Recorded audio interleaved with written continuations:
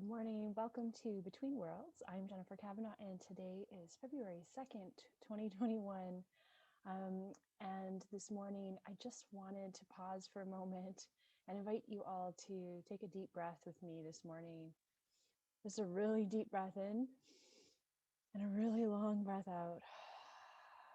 Good. Just remembering, that you're here and you're alive and you're in this body, this vessel that you have right now, but you're also existing in other parallel places. You are existing in consciousness, and you are not limited and refrained by this body or by this dimension. You have access to so much space and so much freedom, and that you can tap into that when you need to.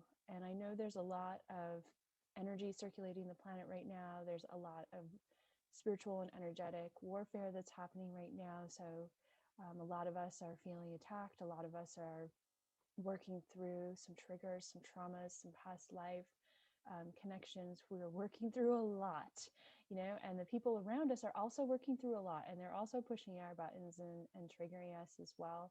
Um, and as we move through that, it causes us to question things. It causes us to question ourselves, to doubt ourselves, um, to sometimes fall into these limitations that are trying to be placed upon ourselves. And the one thing I always go back to, every day, the last few weeks as I wake up, the first thing I'll ask in the morning is, how do I feel? How do I feel? What's my baseline this moment? The moment before I even open my eyes, how am I feeling? Before the world has a chance to put any labels on that, before the world has a chance to influence that at all, how am I feeling in my sovereign self? And I let that be my baseline.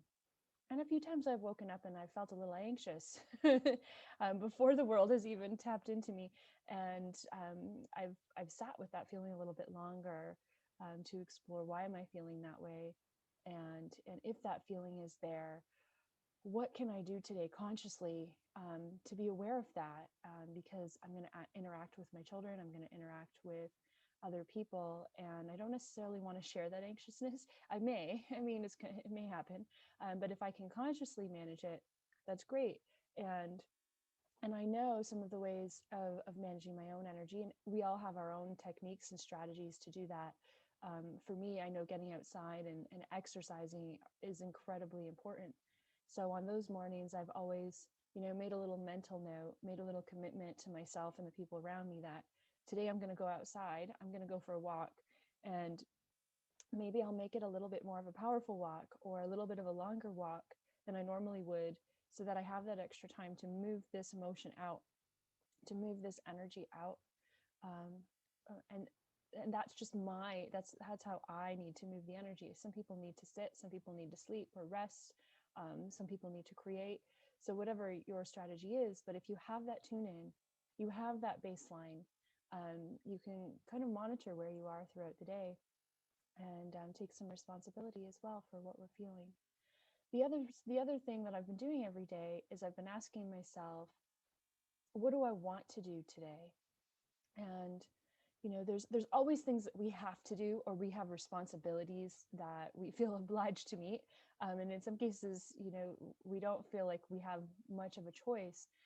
But I like to ask myself, when I have the moments, when I have the time of a little bit of space or choice in what I'm doing, what is it that I want to do? Because there's always that long list of things of what I should do, um, or that maybe I need to do.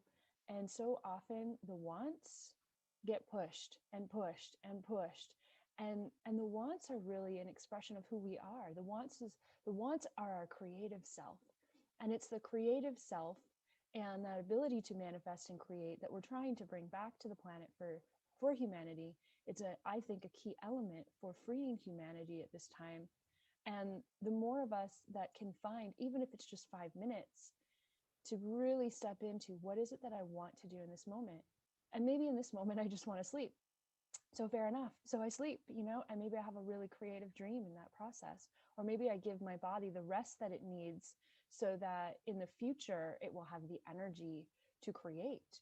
And there's been times where I've had to choose between perhaps doing some work, what we would define as work, um, or allowing myself to play a little bit, whether that's playing with my children or reading a book or playing with crystals or whatever it might be.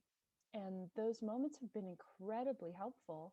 Um, they maybe from the outside looking in don't look that productive, but I think this is a big part of our shift is we need to get out of this productivity mindset that we're only valuable if we've been producing. I mean, this is part of the biggest disillusion that we've experienced as humanity. This is part of what's enslaving us, that we have to be doing all the time.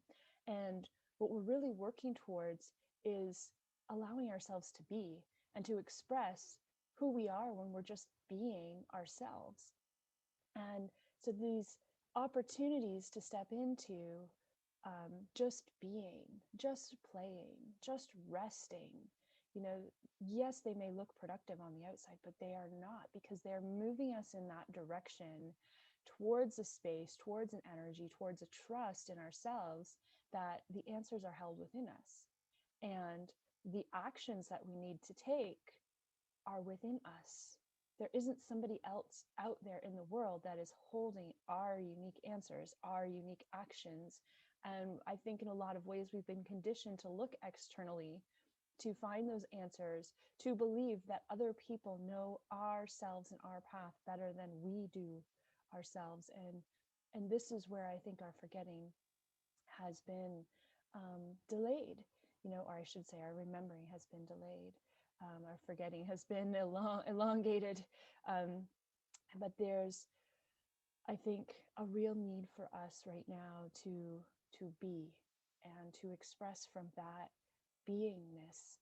Because when we look at nature, if we look at nature as holding the universal laws in our universe, you know, we don't or we shouldn't value the tree for what the tree produces. Yes, we need that and we have value from what the tree produces, but the value of the tree is inherent in who the tree is and what the tree is, you know. And it's the same for every other element of nature around us.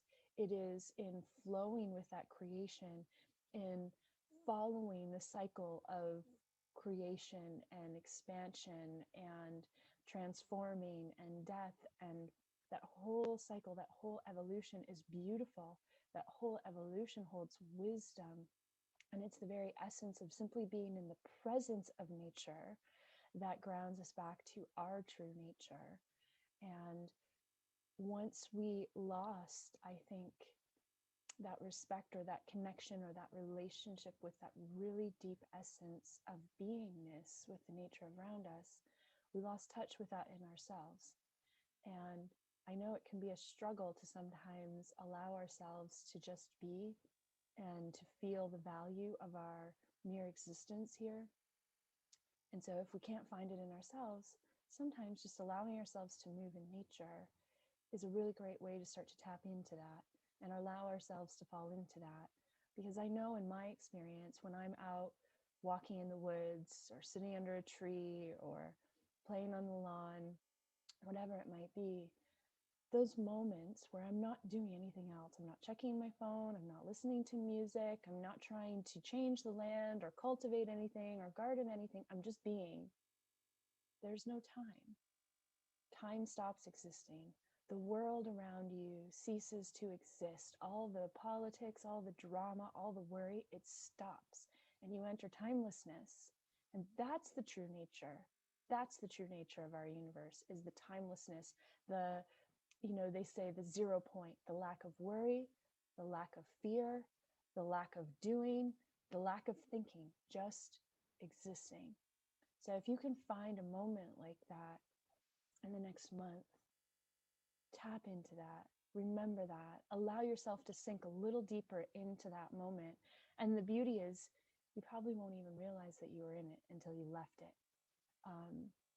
But when you realize that you've had that moment, that becomes the seeking, is to move back, to return to that place of timelessness, to return to that place of existing truly in your heart.